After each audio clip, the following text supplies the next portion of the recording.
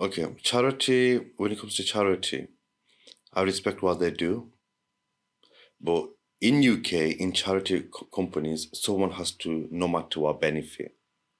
Right on the top, someone has to benefit. You can have a charity organization that's 100% free and all the money goes to the Is organization. there such a thing as what is it?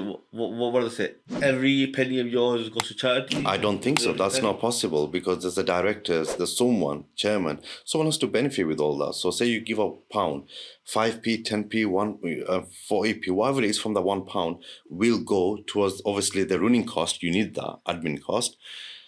Some people get paid, which is fine because you need to get people, pay people's wages so they can do their job properly, kind of thing. At the same time, it benefits one or two individuals right on the top, which is directors. They don't do anything because it has to benefit someone. There's no such thing as 100% money goes to charity. However, it's run, regardless, is the giver's intention to give charity with his own intention, Yeah. which should be correct. So what's happening these days are what I don't like. I'm doing 5K run. I'm going to go and climb a mountain. I'm going to dive and swim 200 yards, whatever it is. My point is, why do you have to do all that for me to give you charity? I should be giving you charity without you doing anything and for the cause. It could be Right? looked at someone who's inspiring you to. No, I'm sorry. That's the mentality maybe that they've gone into right now. That hey, I'm doing 5K run. I'm doing. Why are you doing it? I'm raising money for the charity. By you running, raising money for the charity. Yes, you maybe making them aware. Without running, why can't I just give you money for the charity? Why do you have to run for me to give you charity? But thing is, nowadays, yeah, people like to be inspired by some individuals, and when people swimming across the River Thames or running a hike, say 200 miles from here to London or from here to Norway, whatever it is, people actually get inspired by all that, and it creates more awareness. I think it creates And then awareness and more inspiration. people that are aware, the more donations you get. Isn't that how it works? Well, I think it depends individually how people's thought process are, how people think. From my understanding, okay, you're doing charity. What is it for? Okay, here's the money. You don't have to run. You don't have to do anything to inspire me. It's up to me to give charity out of my goodwill, right? So if I'm saying, okay, you're taking charity, but what are you doing? And you're going to do 5K run. I'm not happy with that. Do 10K, then I'll give you charity. Right? Do you understand? That's my inspiration. I'm not happy with Right. 10K. Yeah. Do 15K. 15. Yeah, exactly. You're doing, swimming from English Channel, that's not good enough for me. You go and swim all the way to Turkey or something. Right? Why do you have to do things for me to give you charity? So that's number one. Number two, it's like sometimes you try and push people, oh, I'm doing this. And I feel bad, so I give you charity. Yes, it's going towards good cause. Maybe unintentionally I've helped someone, but I didn't want to give that money, for example, right? Unintentionally I've been forced to give money that might benefit me hereafter. Well, that's good. But I'm trying to say, why do you have to do stuff for me to give you money? Why? Charity back in the days, it wasn't like that. They've done charity all their life in people's since human was created. There's charity in different forms. Whether I'll give you charity, I'll give you my half a day, I'll give you my 1 day. I will build something because I'm quite good at that, right? I will teach you some skills because I'm good at that. That's charity, not just financially. That look, I need 10K. I'm going to do a run of, sorry, to 10K run. I need to raise up 100,000. I've got so much money. But you can't deny that these charities, whatever questionable act or method that they're adopting, they're still helping people. They are. I mean, they're building wells, they're building houses and facilities, schooling as well for those. Change it. For those Okay. countries where there's no built facilities. So you've got 100,000, for example, you've got 100,000. So it's clearly working. Yeah, okay, it's working. I'm not saying it's not working. It's working up to a certain degree. That's alhamdulillah, that's good.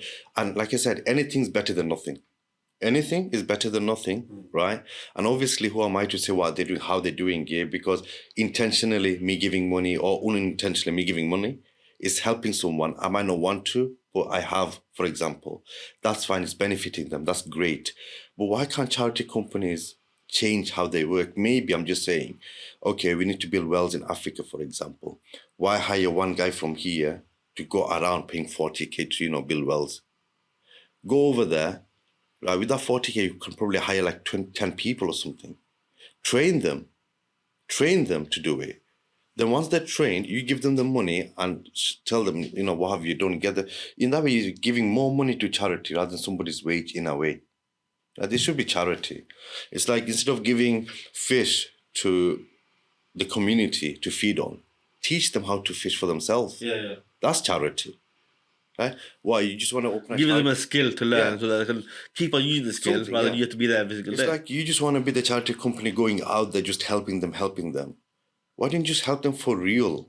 Go out there, teach them a skill so they can get up and do it themselves and provide what's necessary, rather than saying, no, I will keep coming back to you and providing you with a fish every single day. Maybe they're doing it, I'm not aware of it, but that's what they should focus on, is give everybody the means to survive. Back in our days when we were growing up, there were youth clubs. And the libraries were busy, the youth Right. clubs were busy, there were people volunteering for youth clubs and helping out young children. And my my memories in youth clubs were very fun. You know what I mean? But we don't have that anymore. And I don't think we might not even get that back anymore because of financial crisis and situation with the community, local government, the cutting cost. Because if you look at history in itself, it might sound like a conspiracy, but let's not go too much into it. Every 100 years, something really bad happens. Then development starts to kick in, and people have XYZ in the next coming future. So right now we're facing the same era as World War One, World War Two. After what happened, right? There's no money out there. The governments are cutting jobs, prices are hiking, inflation is going up. So talking about having things to help your community is not going to be fully possible right now until the community steps in and says, we'll give £1. That's £400,000 in Oldham, right? It's about 400,000 homes in Oldham alone. £1, £400,000 a month. 50p is £200,000, right? Put that in a ratio, you'll have something for the kids, but that won't be enough for the entire 400,000 homes to go out there and children to have something to do.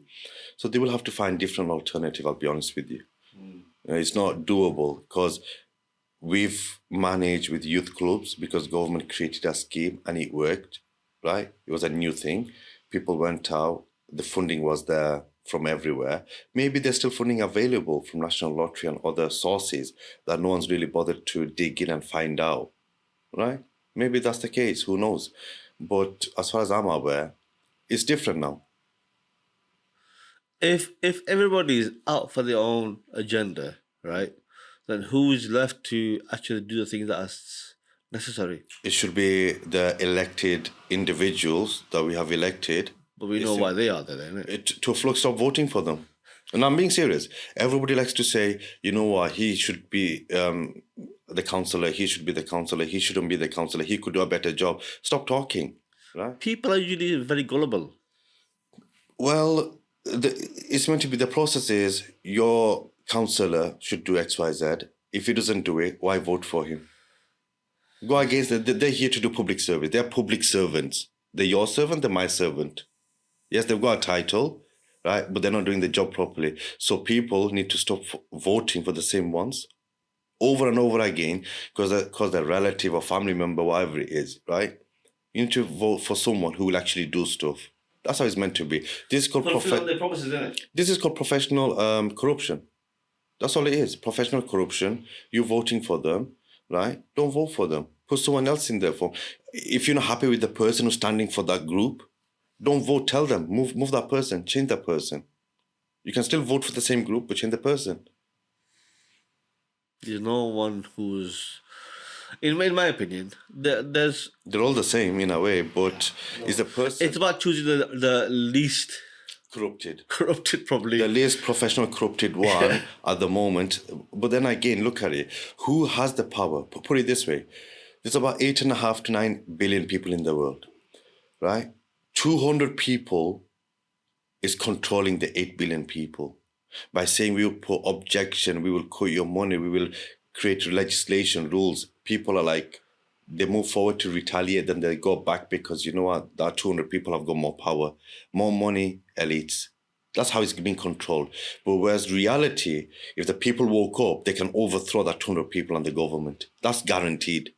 People are too scared because they don't know who to trust, who not to trust.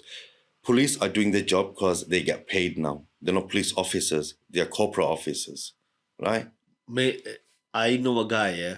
I'm not gonna say the name because he was get paid by to come here. So I'll probably call him when I get money to come to the podcast. But he was a copper, and his main speciality was for 6 years was to bang up corrupt coppers. Sounds And good. he was telling me so many stories, man, of how the coppers and even the whole system is corrupted The whole system from is the professionally. top down. You know what I mean? It's all called They're all related to professional. drugs and some kidnapping. The guys who get caught are isolated. They're just to blame an individual, but it's all in with It's a one big whole system, exactly. So you can't really go out and say no.